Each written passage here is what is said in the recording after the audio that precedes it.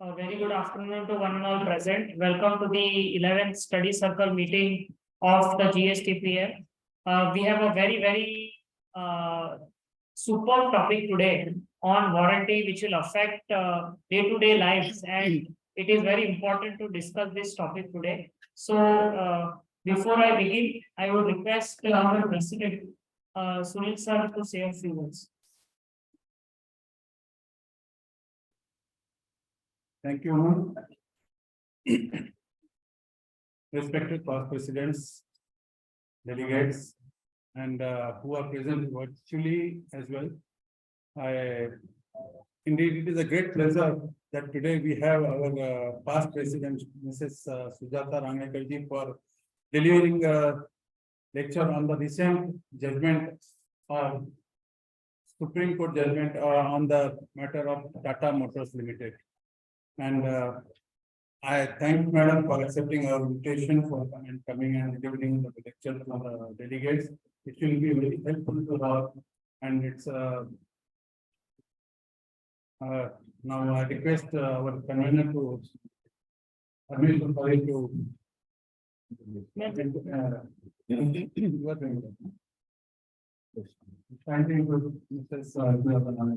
Thank you.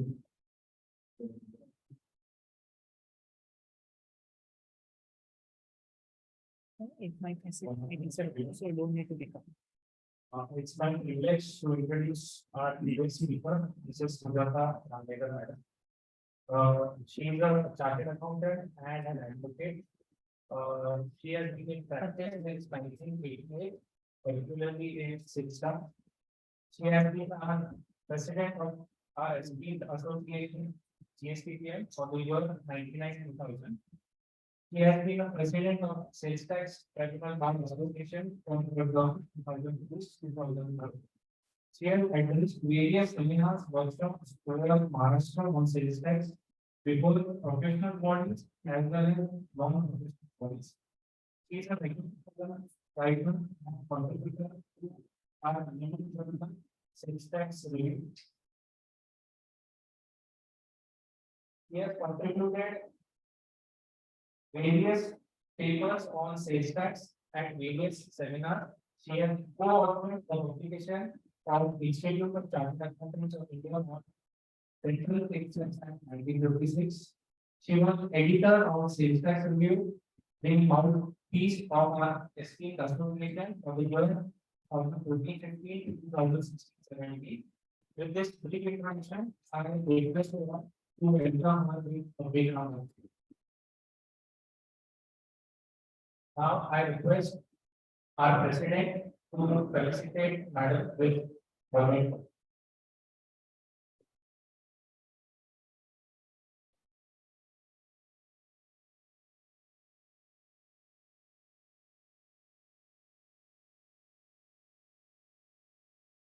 Without further ado, I request Madam to take charge of the session. Excellent. I'll keep down like this and so you can speak. So I Follow my Praveen, follow my so that follow my चाहिए तो सुनाई देगा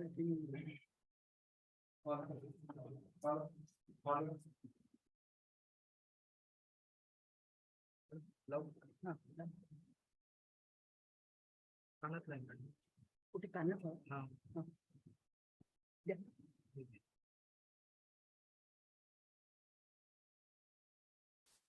I don't know.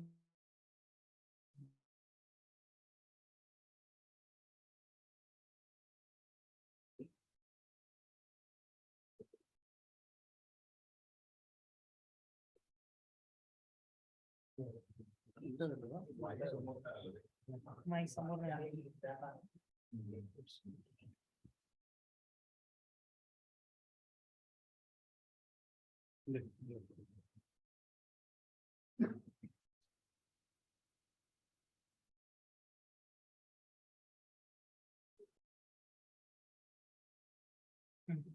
चले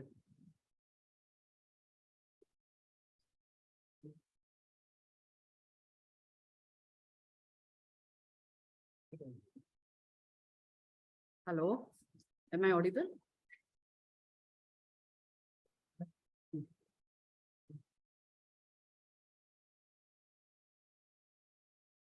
नहीं बेटा Hello, hello, चालू चालू करा ना. चालू आहे हाँ चालू है Hello, am I audible? Mic चालू है सर इसमें ऑन है ये सब भी on Anyway, I'll take this way. Okay Hello. On and on है hello. Yeah, good afternoon, everyone. Actually, I'm extremely sorry for being late. Met with an unprecedented traffic jam on the way on, least expected places. And that's why I got late. I'm very sorry for that. Now, without wasting further time, let's come back to the topic in hand. We have today to discuss the implications of Tata Motors Supreme Court judgment. Civil Appeal number 1446 of 2010, decided on 15th May 2023, very fresh, oven fresh judgment. Now, what is the issue involved in this particular judgment? Issue involved is the same as was discussed by the Supreme Court in the case of Mohammed Ikram, 136 STC. In that, मैं check करने जा रहा हूँ Zoom पे एक check कर hello hello hello, Yes.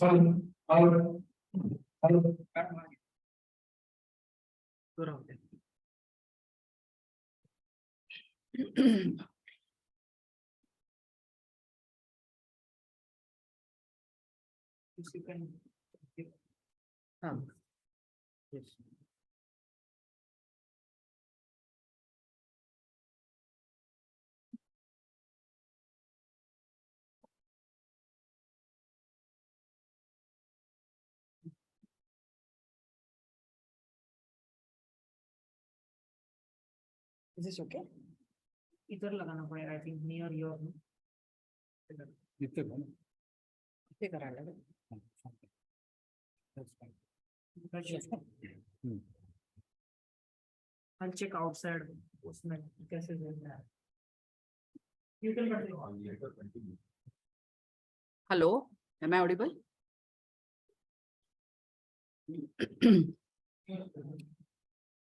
ठीक आहे नो प्रॉब्लेम लॅपटॉप मध्ये जातो ना लॅपटॉप मध्ये आवाज क्लिअर आहे हा okay we can here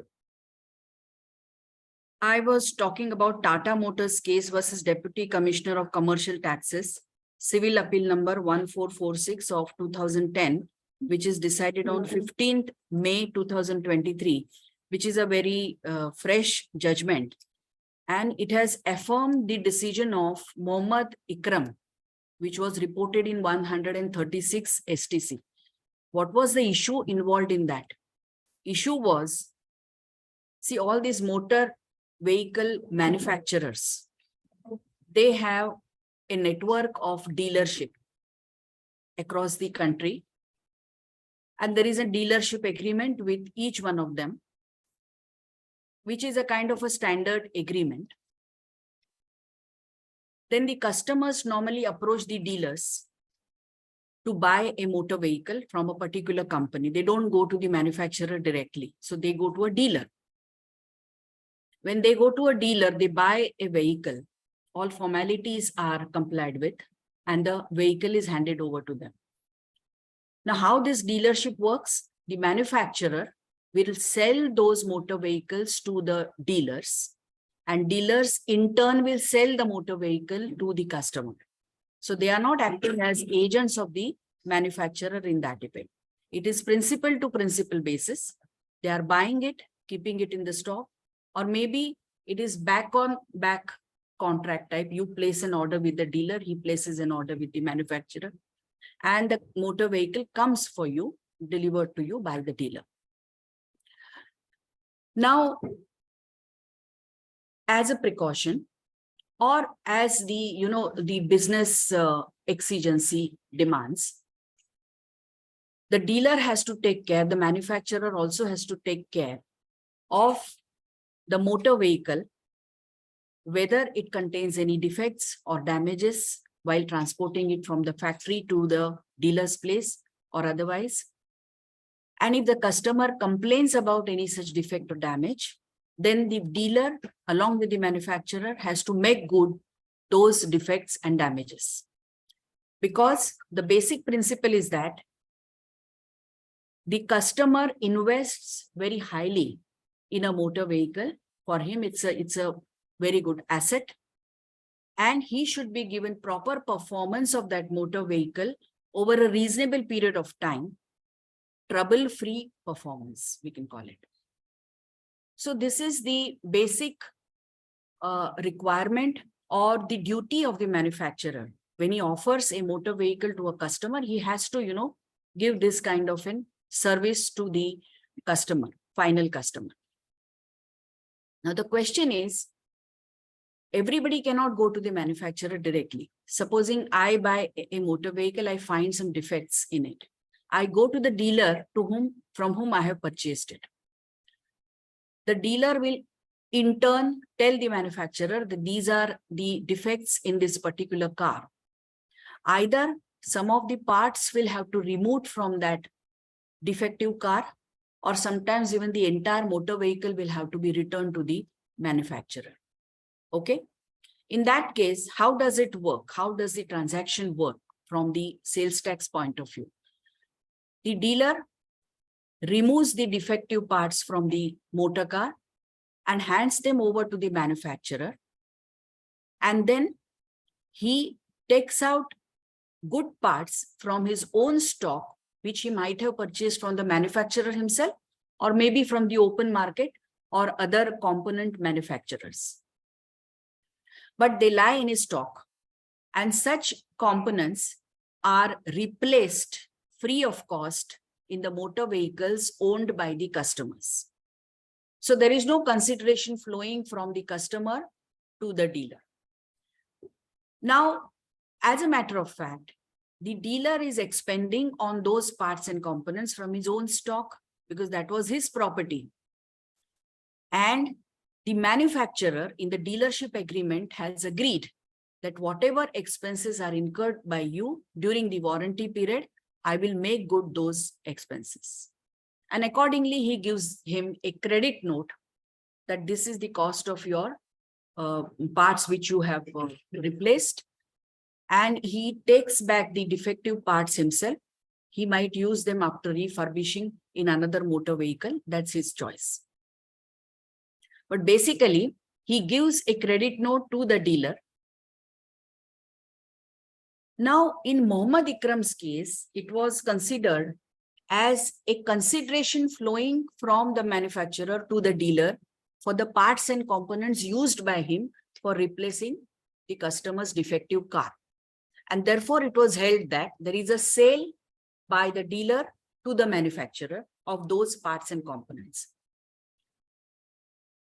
Now, until Mohammad Ikram, the legal position as regards this kind of a transaction was very settled. And there are 3 cases which Mohammad Ikram has also considered, but tried to distinguish them. And they have stuck to their own conclusion, as I said. Those cases are Premnath Motors, 43 STC 52. This is Delhi High Court. Prem Motors, 61 STC 244. This is MP High Court. And Geo Motors, 122 STC 285, Kerala High Court.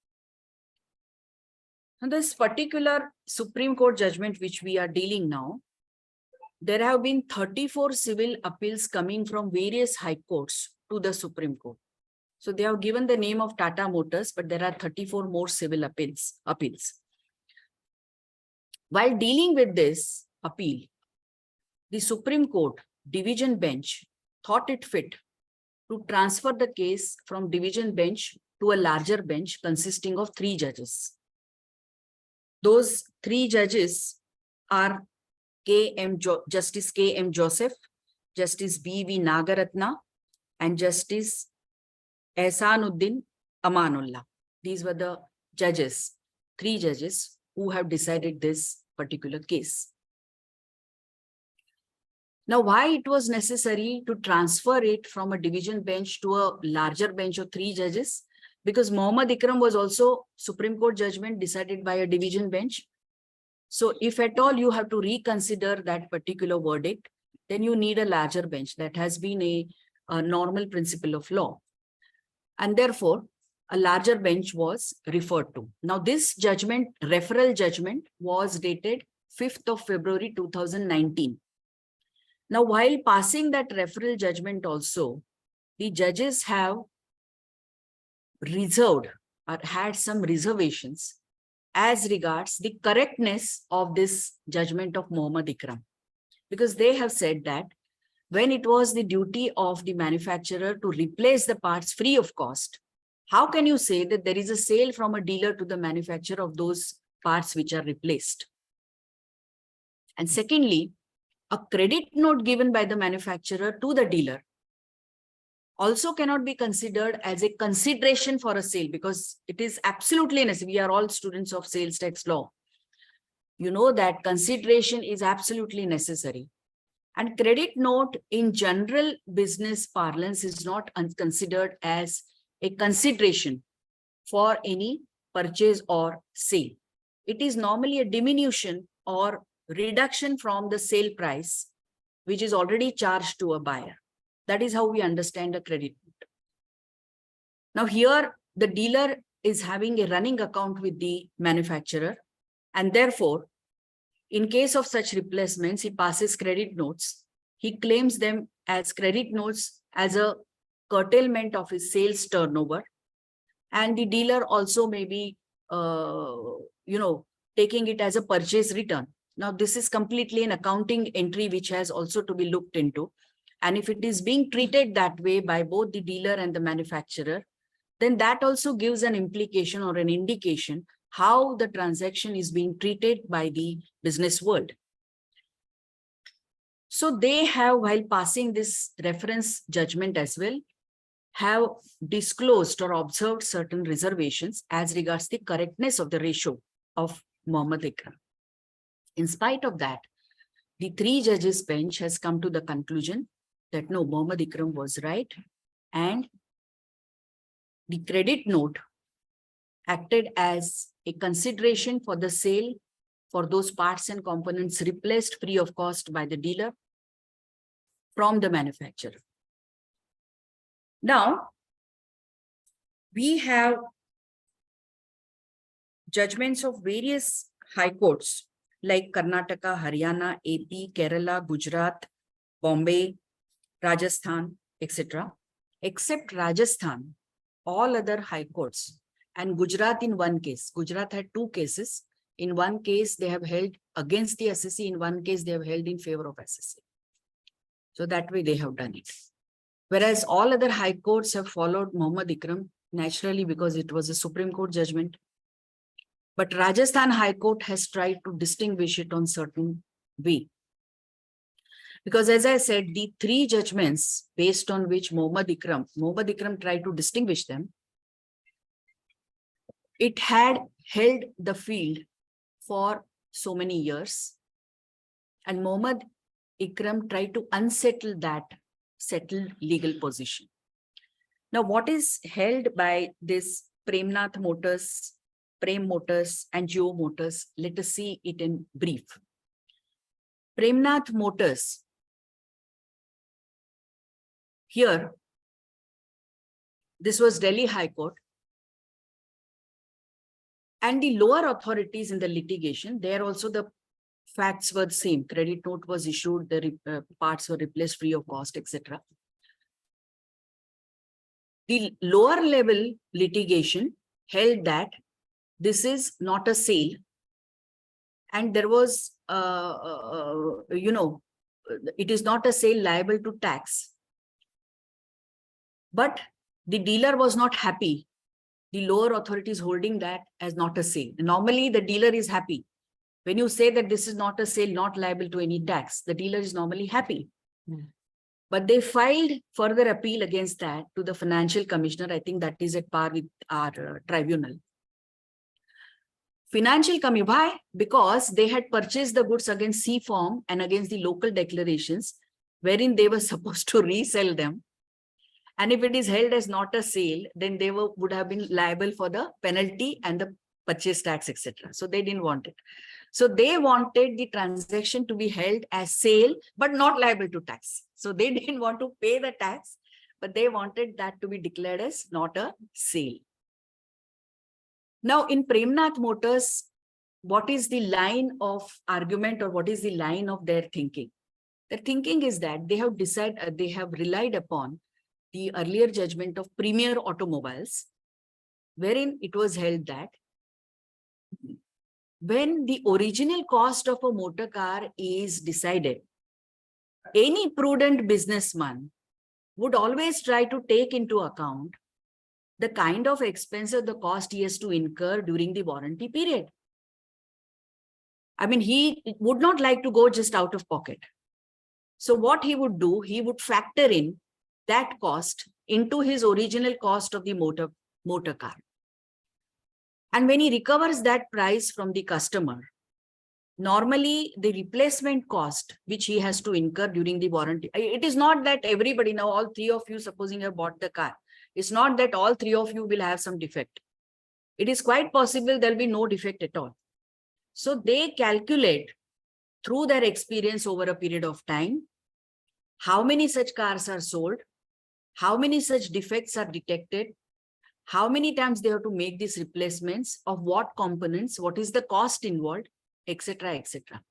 And based on that statistics, they decide like how much cost they need to factor in into the original price of the motor car. I mean, this goes without saying. I mean, any manufacturer would always like to do that because he has to necessarily undertake the warranty between the customer and himself, that he would not like his car to be called as a defective car, what he has manufactured.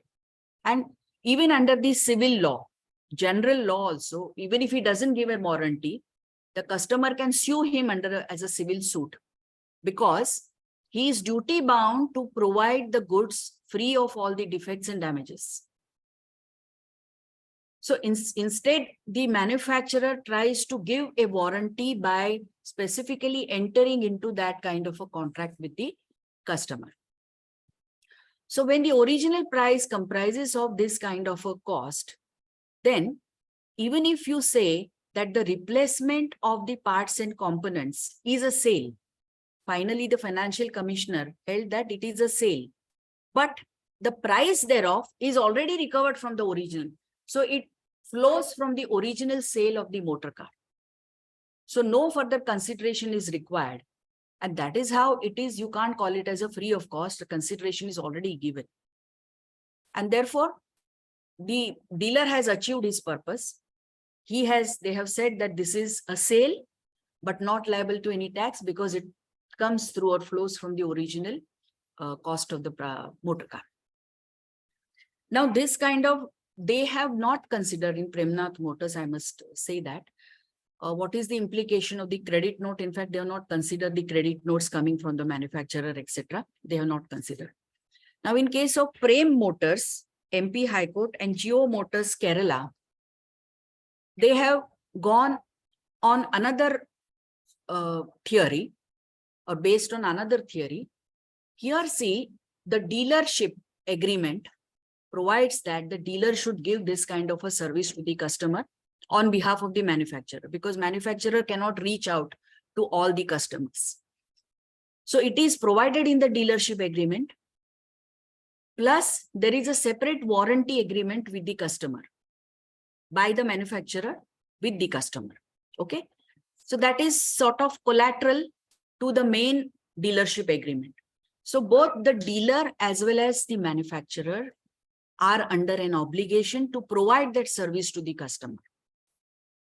In such a case, when the dealer out of his own stock replaces the parts and components for the motor car, and he is reimbursed for that expense by the manufacturer, there is no sale happening there. He is just doing his duty as per his dealership agreement, he could have got it. You see, there are many ways of, carrying out the said duty. The manufacturer himself could have bought the parts and components either from his own production unit or from the component manufacturer or from the open market and provided that part to the dealer, asking him to replace the defective car's parts and components. That he could have done. In that case, there would not have been any sale by the dealer to the manufacturer. But because the dealer, for the sake of convenience, because it would, calling for the particular part from the manufacturer, it takes a lot of time. He may be placed in another state.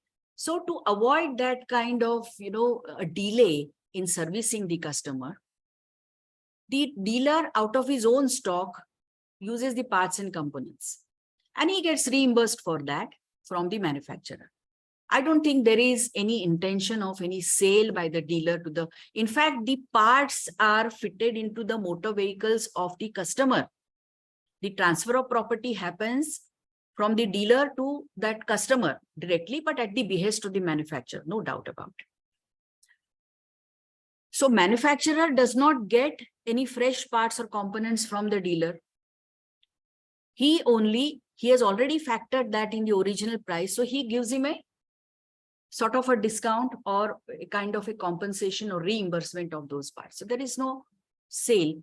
This is the theory which is followed by Prem Motors, Geo Motors, etc. And they have not been very vocal about the credit note as such. And credit note also, they say it is as per the business standards in that particular industry. And because the dealer has a running account with the manufacturer, they give a credit note and try to compensate him. Otherwise, they would have paid him in cash if he had not had any running account with him. So these are three judgments which had settled the position, which has totally been unsettled by Mohammed Ikram. And they have held that it is a sale by the dealer to the manufacturer.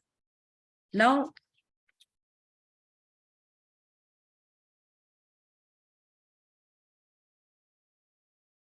in this judgment, they have taken, although the name is Tata Motors, the specimen facts which have been considered, they are of Marudhar Motors. And they have considered dealership agreement, warranty agreement. As I said, Rajasthan High Court has held in favor of the SSC and all other high courts have been against the SSC following Mohammed Ikram.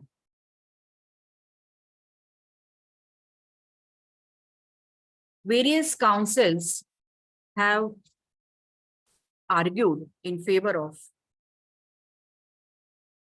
the dealer that there is no sale happening from the dealer to the manufacturer. Now, which are these arguments as such?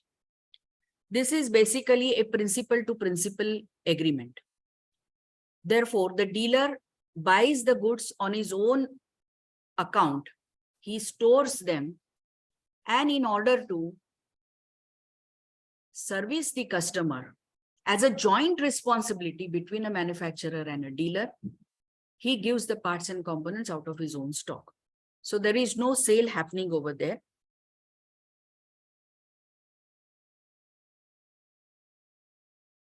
As I said, premier automobiles, cost of warranty included in the cost of motor car. This particular argument was also taken. Premier automobile, what was the case?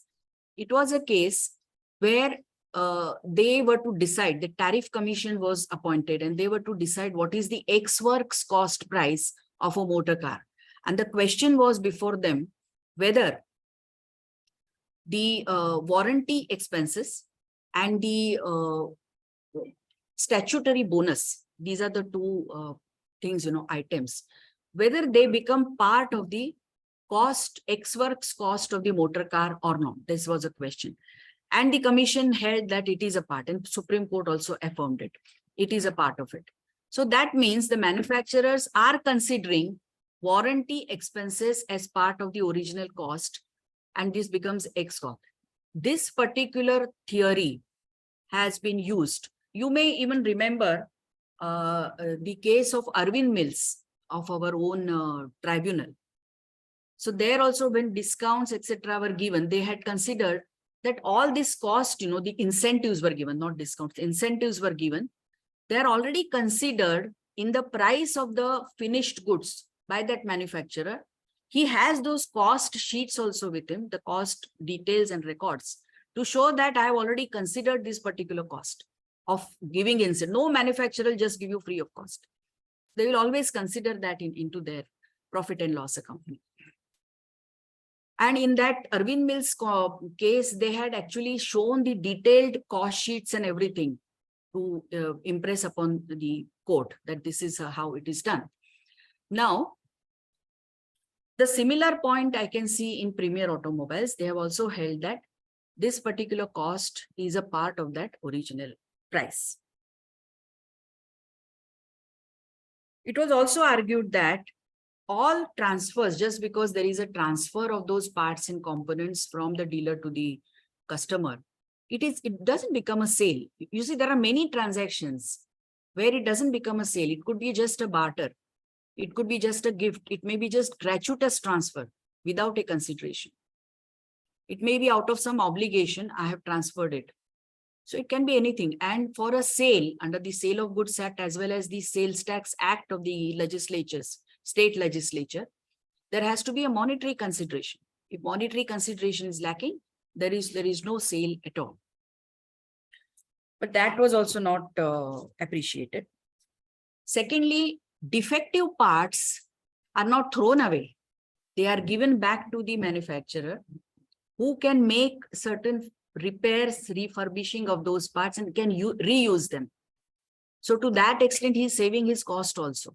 But he's giving full credit to this person for having replaced the parts and components.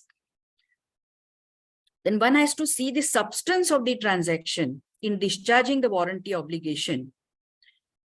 The manufacturer, through the dealer, fulfills his duty, and parts are deducted from the stock of the dealer for his convenience, credit given by the manufacturer. So this is only for the convenience sake that this route is adopted by the manufacturer. He is not able to do it himself, everything. Then any dealer, it's not that you bought it from, say, Arya Honda, you have to necessarily go to Arya Honda. You can go to somebody else also, or the Honda dealer. So that is also provided. Then title in the goods, that is parts and components, is transferred to the customer and not the manufacturer with whom you are perceiving a sale. They have also referred to section 12(3) of the Sale of Goods Act, wherein they have distinguished between a warranty and a condition to a contract. See, there could be stipulations in a contract of sale, particularly. Stipulation can be called as a condition. When you breach that condition, you get a right of repudiating that contract, cancellation of that contract altogether. It is that essential to that contract of sale. Whereas warranty is a condition or is a stipulation which does not give you a right for cancellation of the contract, but gives you a right to sue that manufacturer for damages. So this is the subtle difference between a condition and a warranty. Now here, the warranty is given by the manufacturer, which is collateral to the main purpose of the contract. And therefore, warranty period, there cannot be any sale at all because original sale has already taken place. This is just collateral to that main sale, and therefore there is no separate sale happening over there. Warranty is exactly opposite to the sale, which involves volitional transfer of goods. Sale, you have a consideration, and because of that, you transfer the goods. This is volitional transfer of goods. Section 59 of Sale of Goods Act is also considered. Breach of warranty results in diminution of or extinction of sale price. Credit note is not sale price, but diminution of the price already paid. Section 59 is also very, very important of the Sale of Goods Act. Credit note is given or breach of warranty. When you call this as a warranty, breach of warranty would result to reduction of your price.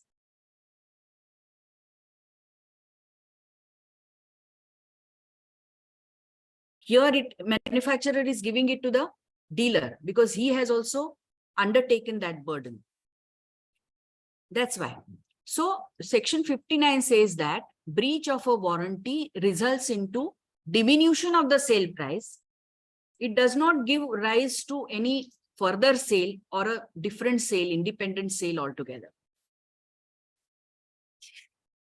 Mr. Sridharan was also arguing this particular case, and he has propounded this compensatory principle. Manufacturer compensates the buyer for breach that occurred due to defect in the car, and the property in the parts and components passes only incidentally. This is basically for compensating the dealer. Mr. Sridharan also said that while interpreting any contract, you have to keep good commercial sense in mind. Now, why this is all being done? The business exigency has to be kept in mind while interpreting any contract or terms of the contract. This is done because the manufacturer cannot reach out to everybody. So he's getting it done through the dealer. Now, dealer, if he's expending something for carrying out the duties of the manufacturer, he is bound to, reimburse him for that cost. That cannot be taken. There is absolutely no intention of any sale involved there. So this is what Mr. Sridharan said. He has also referred to one Supreme Court case in the Nabha Power Limited versus Punjab State Power Corporation Limited, 11 SCC 508. Very certain principles have been laid down while interpreting a term in a contract. 5 principles are there. It should be reasonable and equitable. Second, it is necessary to give business efficacy. You cannot interpret it in such a way that no business will undertake such kind of a term or condition in a contract.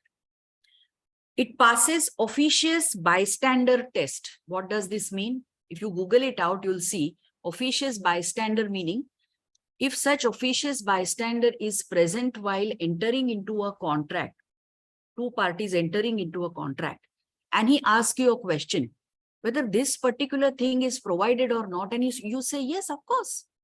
It goes without saying. That kind of a interpretation. So both the parties have in mind that this goes without saying. So even if you don't say is in express terms, it goes without saying that this is merely a reimbursement. I don't need to, sell the goods to the manufacturer in this. This is known as officious bystander test. Then it should be capable of clear expression, and it must not contradict express term in the contract. So express terms were regarding the reimbursement. Now they have always used the word reimbursement. They have never said we are selling to the manufacturer. So this is going against that. Then he has also tried to highlight the fact that credit notes are normally accounted as sales returns. They're not accounted as sales. And therefore, this accounting treatment also needs to be considered while interpreting any kind of a contract. So everything is not being considered by the Supreme Court. They have said that arguments from the revenue, of course, they have harped upon Mohammad Ikram. Whatever Mohammad Ikram has said is correct. And therefore, it is a sale because they get money out of it. So the concept of continuous sale, original motor car, credit note, not a valuable consideration, or sales returns, etc., are fallacious arguments according to them. And they have said that this is taxable in all respects.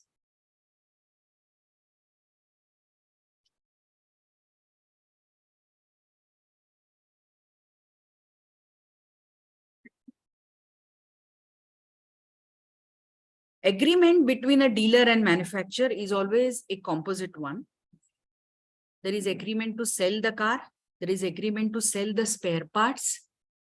Then there is conditional agreement to sell spare parts by the dealer to manufacturer, such as claim raised by customer in warranty period. An agreement to purchase spare parts by dealer from manufacturer. This is the argument of the revenue, that in a composite contract, you have all these components there. So when there is a conditional agreement to sell the spare parts by the dealer to manufacturer, when such claim is raised by the customer, it is embedded into that contract, and therefore you have to interpret it as a sale by the dealer to the manufacturer. Now, the decision of the court is, of course, we know what is the decision. They have relied upon sections 4 and 5 of Sale of Goods Act. What is a sale and what is the difference between a sale and an agreement to sell? They also referred to Gannon-Dunkerley, and there has to be a clear understanding. And when you have that entry 48, that time it was entry 48 in the schedule 2, which talked about sale of goods, it has to be interpreted in the strict sense and not in the popular sense. That is what Gannon-Dunkerley said. So we have no problem with all these propositions. Sorry.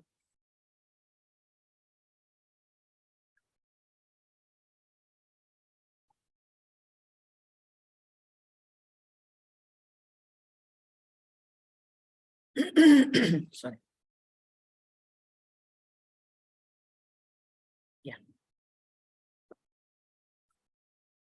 They've also gone into section 12(13).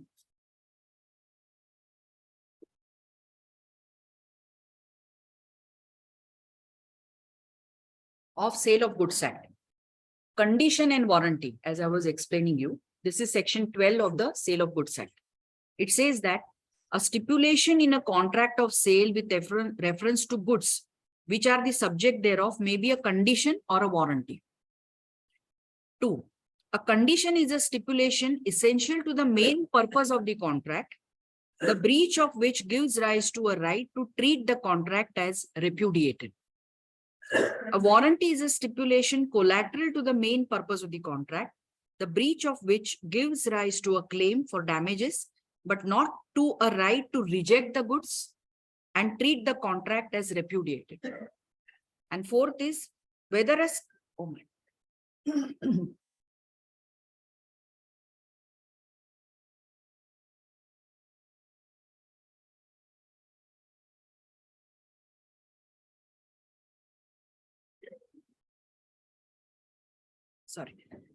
whether a stipulation in a contract of sale is a condition or a warranty depends in each case on the construction of the contract. A stipulation may be a condition, though called a warranty in the contract. So you have to understand that contract in order to decide whether a particular stipulation is a condition or a warranty. If it is collateral to the main purpose of the act, it can be considered as a warranty. Then section 13 says, when condition to be treated as warranty, where contract of sale is subject to any condition to be fulfilled by the seller, the buyer may waive the condition or elect to treat the breach of the condition as a breach of warranty and not as a ground for treating the contract as repudiated. So he has that option to treat the main condition as a warranty. That is the seller's, the buyer's prerogative. Okay. And second is where a contract of sale is not severable and the buyer has accepted the goods or part thereof, the breach of any condition to be fulfilled by the seller can only be treated as a breach of warranty and not as a ground for rejecting the goods and treating the contract as repudiated unless there is a term of contract express or implied to that effect. Nothing in this section shall affect the case of any condition of warranty fulfillment of which is excused by law by reason of impossibility or otherwise. This is also provided. Now, section 59, this is also very important. Remedy for breach of warranty. Where there is a breach of warranty by the seller or where the buyer elects or is compelled to treat any breach of a condition on the part of the seller as a breach of warranty, the buyer is not by reason only of such breach or of warranty entitled to reject the goods, but he has two options. One is set up against the seller the breach of warranty in diminution or extinction of the price. This is first. Second is sue the seller for damages for breach of warranty. So he has two options with him, either to get his price reduced or sue the manufacturer or the seller for these damages or the defects. It depends on him how he does that. Now, in spite of, asking him for the reduction of the price, it doesn't debar him from suing him if there are further damages. So it's not that once you, go for a credit note and there are other kinds of damages or defects, you can always go for the civil suit as well. So these both options are open for the buyer. Now, why are they dealing with this warranty, etc.? Because they thereafter have discussed collateral contracts and collateral warranties and have tried to impress upon the fact that the warranty agreement between a manufacturer and the last customer is a collateral contract to the main contract of sale.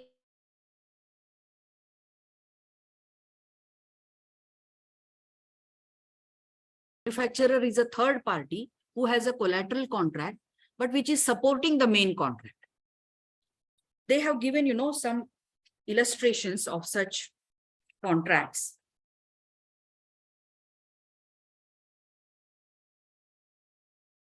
First one, in a case of purchase of goods by customer from the dealer for consideration, the guarantee from the manufacturer is collateral contract between manufacturer and the customer.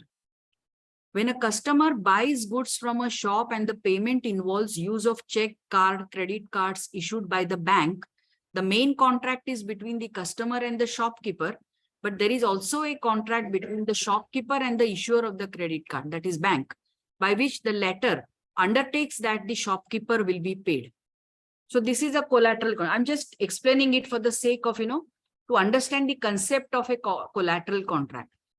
So the bank has nothing to do with what you're buying, but the credit card which you're using of a bank, the bank promises to make that payment to the shopkeeper. And then after it will recover it from you. That's a different thing. But then it becomes a collateral contract to the main contract of sale. In a case of an hire purchase agreement, the primary contract is the customer entering into a hire purchase agreement with the finance company. In such a case, the main contract is between the customer and the finance company. A representation by the dealer as to the quality of the goods used does not bind the finance company, but it would be enforced against the dealer as a collateral contract by a customer. So this is what they have explained what is a warranty. Why they're trying to say this? Because collateral contract, when you say warranty agreement between manufacturer and a customer is a collateral contract, then he becomes a third party. And then the relationship between a third party and the dealer could be explained as an independent one, and as if he's selling the goods to that party in order to carry out the main purpose of the contract. This is how they're trying to show it. But the crux of the matter is being totally overlooked by them. Mohammad Ikram, a very important aspect we need to understand in this. Mohammad Ikram's case, they have tried to show the similarity between two situations. What are these two situations? One is why they said it is a sale. According to them, this is the analogy or the logic. The dealer, when he uses the parts and components out of his own stock, which he has already purchased either from the manufacturer or from outside, he has incurred a cost in it. If he sells it to some customer, he will recover some price for it. He will also have some profit in it. Correct? Supposing the manufacturer, because it is his responsibility, supposing the manufacturer had purchased those parts and components from the open market or from a component manufacturer, he would have been asked to pay the sales tax to that manufacturer, which he is not paying here because he is using it out of his own stock. And using this analogy, they said this has to be placed in juxtaposition and they have to be considered as identical situations. Sorry. When you are paying the sales tax on that transaction, when you're buying the parts from the open market, then you also got to pay the sales tax to the dealer who is using the parts and components from his own stock. This is the analogy they have, Mohammed Ikram's case, they have used. This is one part of it. And then they have come to the conclusion, yes, the ratio laid down by Mohammed Ikram is correct. And the dealer otherwise would have got the consideration from the customer, which he is now getting by way of a credit note from the manufacturer. And therefore, it is rightly said in Mohammed Ikram that it is a sale. That is how they have come to the conclusion. So far as the credit note is concerned, whether that can act as a consideration for a sale contract or not, they have said that under a Sale of Goods Act, they have merely talked about money. Whereas in the state legislatures, sales tax laws so far enacted, and the constitutional definition of sale, the consideration is money, what is money's worth, and any other valuable consideration. So that kind of an phraseology has been used, and any other valuable consideration has always been interpreted to mean it should be in terms of money. So it cannot be a barter. I mean, if you are exchanging the goods for goods, then it cannot be a sale.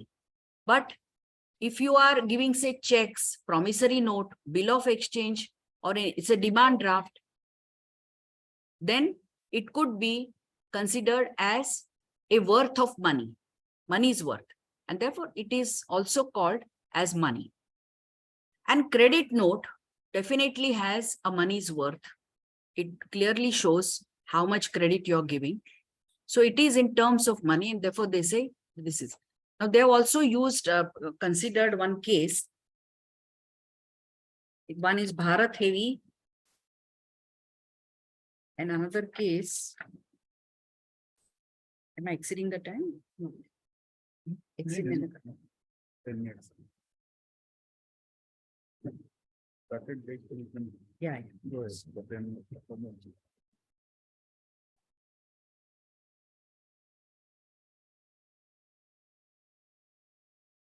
There is one case, it is there, I'll give that name of the case, where they have said that the license fees are paid by, the factory premises were licensed out, and the license fees to the landlord were paid by giving him a particular quantity of molasses manufactured in that factory.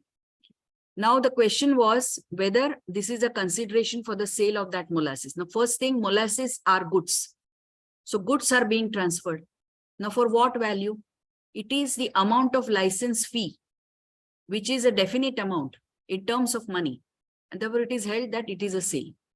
So these judgments have been utilized by the Supreme Court to come to the conclusion that credit note is also a money's worth, and therefore it can be considered as a consideration for the sale contract, and it is a sale for that matter. Dharampur Sugar Mills, 2006 5 Dharampur, yeah, Dharampur, correct, 59, paragraph number 59.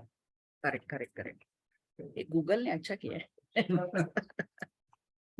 We are not that conversant here. Yeah, you're right. Dhampur Sugar Mills versus Commissioner of Trade Tax UP 5 SCC 624. Yeah. So this is the judgment which has been used, and the ratio thereof has been considered by the Supreme Court to come to the conclusion. Now, the crucial question is whether, do you agree with this ratio of the reconsidered Mohammed Ikram? What do you feel? I mean, do you agree with it? How do you see this ratio?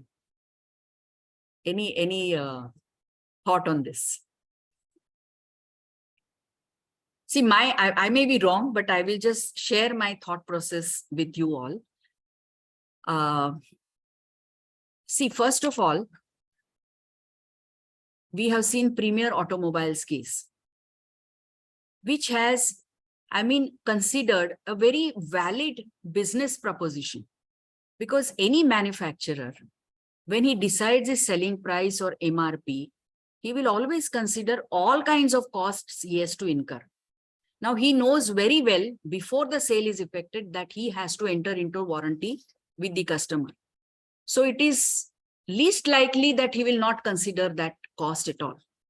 He will consider that even in our normal AMC contracts also, some people require the replacement of parts, some people don't require. So they have some statistical data to arrive at how much is to be expended for such AMCs. And accordingly, they fix up the price, consolidated price. So the consolidated price of a motor car always takes care of all these costs. And therefore, the manufacturer, when he sells the car at that particular selling price, he is recovering the price for whatever defective parts he may have to replace in future. So the sale has already taken place. He has paid the tax on that particular sale. This is one thing. Secondly, the dealer is not interested in selling the parts to the manufacturer by any stretch of imagination. It is, if you treat both the contracts as separate or independent, then probably you will come into this kind of an, conclusion. But there is a dealership agreement which invariably provides that the dealer will provide this service to the customer. And why dealer undertakes it? Because he wants to continue with that dealership. If he says, no, I will not do that, I will sell the car and I don't want to do anything else, then the manufacturer will say, I will cancel your dealership. Because he wants the customers to be happy and satisfied, and he wants the dealers to undertake that kind of a service. And dealers will have to do that. So it is a sort of interlinked, the warranty agreement with the customer by the manufacturer to the last customer, and this dealership agreement, they go hand in hand. You cannot say one is independent of the other. The dealer is equally interested in undertaking that because he also wants the customers to come to him. He wants more customers to him, and unless he gives the service, nobody will come to him. So manufacturer also binds him with that dealership agreement that you will do this for me. And therefore, these are interlinked transactions or agreements. And that's why there is no question of dealer selling the goods to the manufacturer, because it is a joint responsibility which is being, which is being fulfilled by them, the promise of a manufacturer being fulfilled through the dealer this way. So this is how it is interlinked agreement. And therefore, I don't think there is ever an intention of selling the goods by the dealer to the manufacturer. I think these are the things we have to consider and come to I personally feel that this is with due respect to the Supreme Court. They ought not to have decided because this is completely unsettled. I mean, even now also manufacturers may be claiming the credit notes out of their sales turnover, etc. That might be happening. And even as a business condition, I feel that this is really not right in saying that this is taxable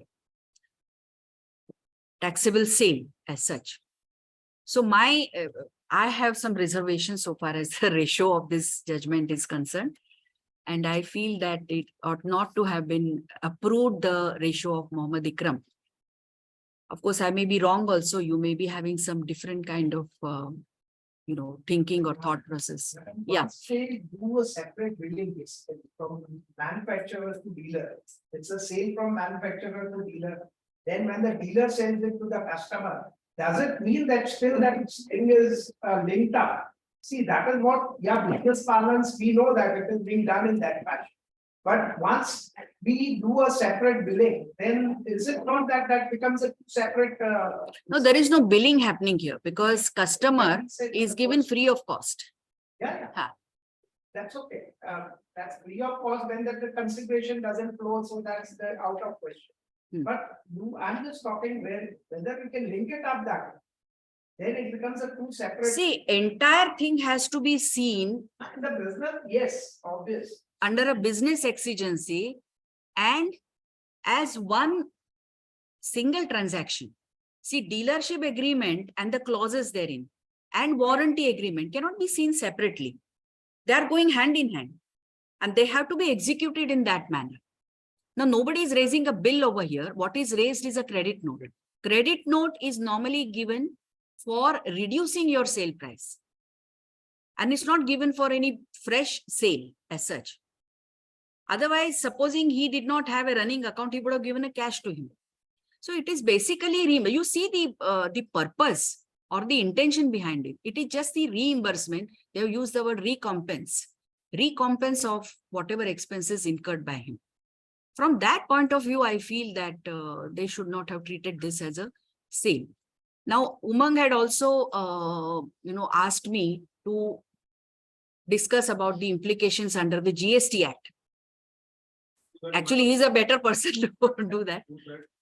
Huh. Like to understand. Huh.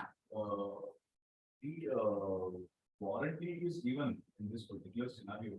Warranty is given by the dealer or manufacturer. Manufacturer. Manufacturer. The material is moving from dealer to the customer. Yes, that is for the convenience. Otherwise, manufacturer कडून ते मागवा, मग ते त्याला द्या. ह्याच्यामध्ये would have lost time. Madam, what will be the position if we see one of the case which I have faced it? Gearbox of the car came down while moving the car. And dealer did not have that spare. He had to bring it means by the manufacturer. Manufacturer supplied that to the dealer, which is out of his stock. Dealer has not used that. When it is supplied by the manufacturer itself, then what will be the position of Yes. that? They have considered this eventuality in the judgment itself, and they have said that this particular activity can be done in various ways. And when the manufacturer buys the component at the request of the dealer and he supplies to him, and the dealer only fits them into the car of a customer, all that is may be entitled to the service charges. For that, he may get a credit note. But so far as the sale of component is concerned, there is no sale happening there. The manufacturer himself buys the part and component and he just hands it over to the dealer. So there the sale is not happening. So all these eventualities they have considered. You understand? Not in a scenario where today the dealer is changing the parts and the manufacturer is then sending the other good part back and then replacing. Then in what? Yeah. So this is also one of the eventualities where the parts are being replenished by the manufacturer instead of giving a credit note. There, my personal view would be it should be taken as a barter. I mean, exchange. There is no sale happening there. See, I use certain parts. The cost thereof may be 100 rupees. Now the manufacturer replenishes that part. The part now may be costing him 200, but he has to do it because this is provided in the agreement. Now, if you go, basically, the barter doesn't happen when the monetary consideration is fixed. I gave you the example of license fees. There, the monetary consideration was fixed. Here, I'm taking part vis-a-vis part. I don't care whether it's costing you 200, 300, whatever. You understand? So, according to me, that should become an exchange or a barter. But of course, they have not dealt with this particular situation very clearly in the judgment. But this could be one of the ways to handle this kind of a transaction. So when you are trying to see the similarity between those two situations which I talked about, you should also think about this situation where I'm getting it from the manufacturer. There is no sale happening. So why you are treating that as a sale when I'm using it from my own stock? I can say it this way. But they have not considered that kind of an argument. In case of, madam, complete, see, instead of we filing a civil suit, we filed with the consumer court. And consumer court gave the order to the dealer, whether with manufacturer to compensate the total cost of that vehicle to the user. And they have paid that amount. What will be the position in that case? Then it's a sale return, na? Complete. Damages, no? Consumer court you नहीं have. नहीं वो motor vehicle दे दिया पूरा और गाड़ी पूरा का ही cost price दिया after insurance. पूरा मिला प्राइस अगर पूरा मिला तो then that is there is a sales return of that vehicle altogether.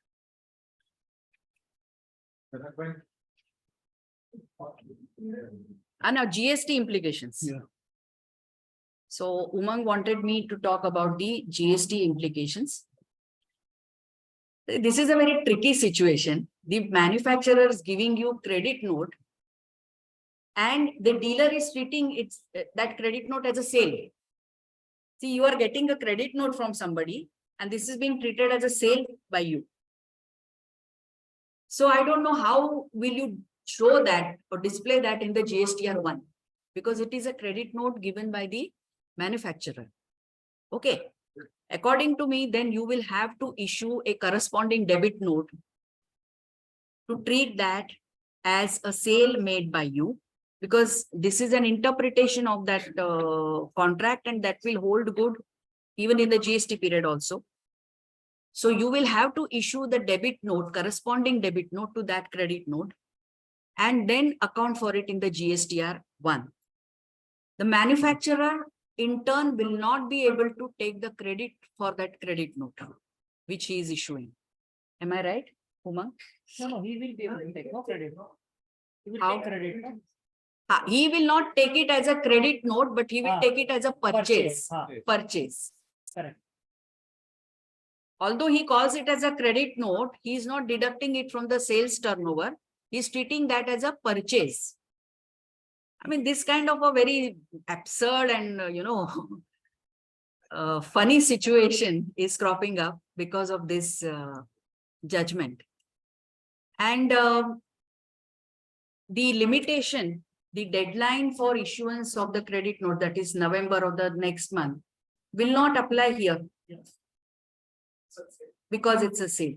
So whenever you issue that debit note subject to the provisions of section 31, of course, there is a time limit, time of supply has to be kept in mind.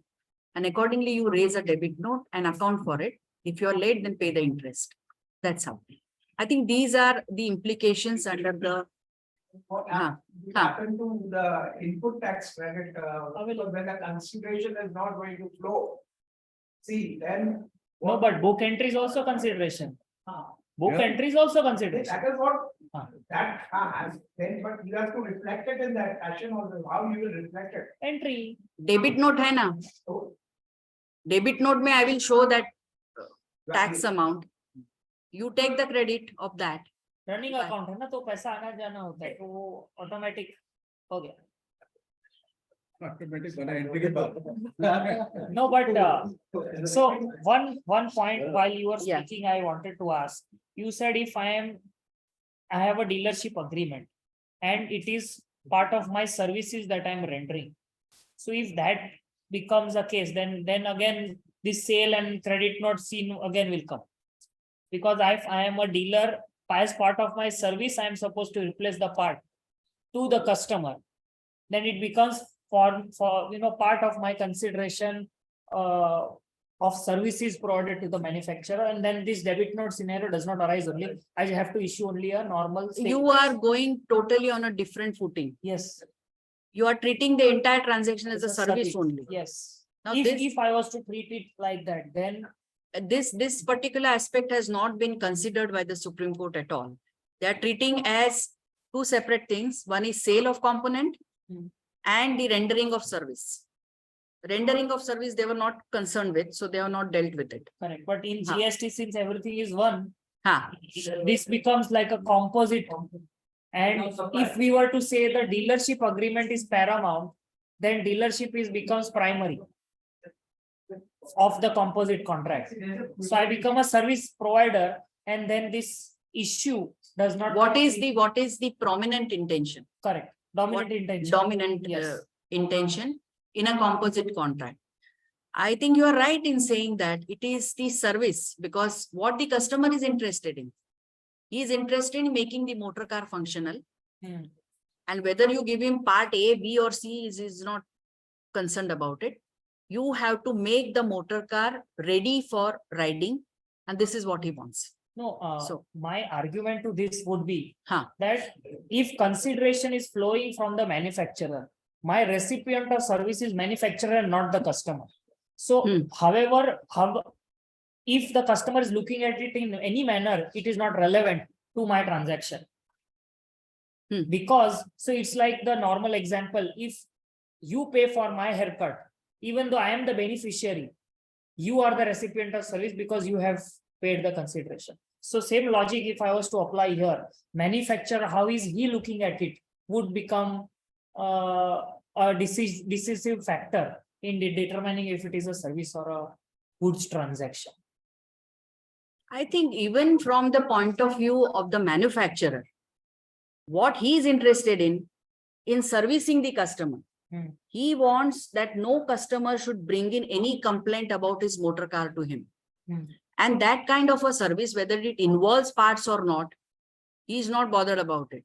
Finally, the customer should be serviced. He should get the proper service from the dealer so that the car becomes ready for riding. And this is what, I mean, that has to be the intention of the manufacturer as well. Correct. I don't see any difference in that. The interest is in selling the car. So it has to, car means it has to be a working. No, because And see, in every customer, there could be a different situation. Some customers may need the components, some customers may not need the components. It may be only just service. So basically what you want to make that customer happy. So it's kind of a service agreement according to. and So that holding this also as can- agreed Huh. sales or a service agreement would also be beneficial in a scenario where goods are replenished. Hmm. Because it then becomes part of my service and goods are just replenished, or else that barter thing would come and hamper GST. Yeah. Correct. I think GST also is a pure agent. So when the dealer replaces the, actually he is the pure agent of the manufacturer, the warranty based on that. Then a pure agent would be a very, very difficult Let's not go into- proposition. No, let us not go into that at all. Because I'll tell you, you are owner of the goods at that point in time. One condition in pure agency is you do not hold title to the goods. If you were to read, there are 4 conditions. One condition is you do not hold title. And since you are holding title, that pure agency would not come into play, according to. And in any case, I think pure agent is a very difficult proposition to prove. So let us not go into that at all. 3 members, judges. All 3 agreed. Yeah.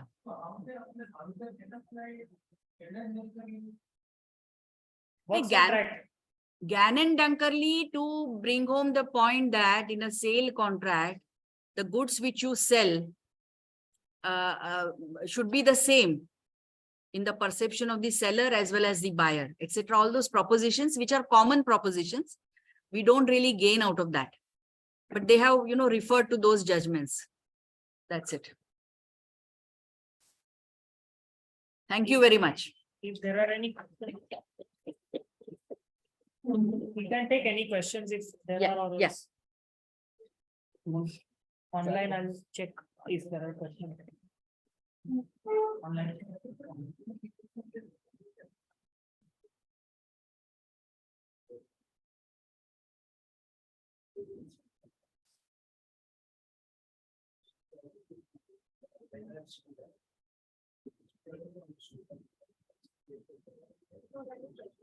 No questions. Not understood. Very proud and privileged to provide, propose a very hearty vote of thanks to Madam Sujata Rangnekar. During the session, I also went to my law school, where my teacher, Dr. Kishan Mathi, taught us the law contract Dr. Engineer taught us the business taxes. In the same fashion, Madam has taught us explaining the wisdom and the effects of judgment, along with the interpretation and temptation of the parties. I have to know that both things.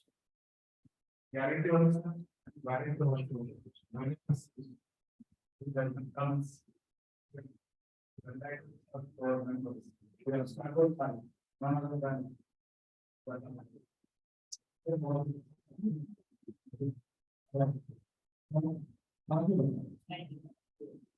Okay, arise for national.